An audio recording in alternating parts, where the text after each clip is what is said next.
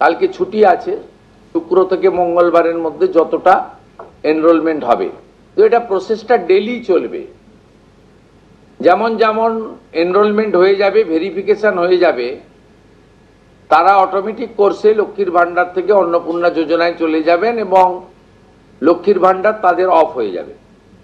যতক্ষণ না এনরোলমেন্টের প্রক্রিয়া কমপ্লিট হচ্ছে ততক্ষণ লক্ষ্মীর ভান্ডারের যে সুবিধা তারা পাচ্ছেন সেই সুবিধা থেকে তারা বঞ্চিত হবেন না।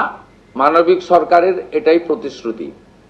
তাই একদিনে সবাইকে ফর্ম ফিল আপ করতে হবে, লাইনে দাঁড়াতে হবে, হুড়োহুড়ি করতে হবে, সব কাজ ফেলে আজকেই না করলে কালকে বঞ্চিত হব, এটা নয়। এটা একটা পার্মানেন্ট আপনাদেরকে বেনিফিট সরকার দিচ্ছে তার নিজস্ব কোষাগারের অর্থ। তাই আপনাদেরও সহযোগিতা এবং ধৈর্য এবং পুরো প্রক্রিয়ায় এই ব্যবস্থার সঙ্গে আপনারা করবেন। আমরা আপাতত 1 জুন থেকে, কাল থেকেই শুরু হচ্ছে, কিন্তু 1 জুন থেকে 90 দিন এই প্রক্রিয়াটা চালাবো। কিভাবে হবে?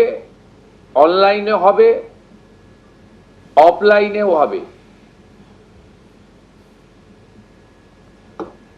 বিডিওরা এবং পৌরসভা থেকে তারা করবেন। বড় পৌরসভা কর্পোরেশনের ক্ষেত্রে ওয়ার্ড ভিত্তিক, বড় ভিত্তিকও হবে। এবং আমাদের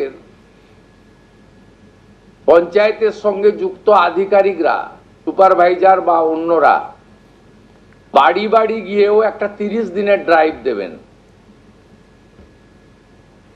যারা অনলাইন বা অফলাইনে ফিল আপ করতে পারবেন না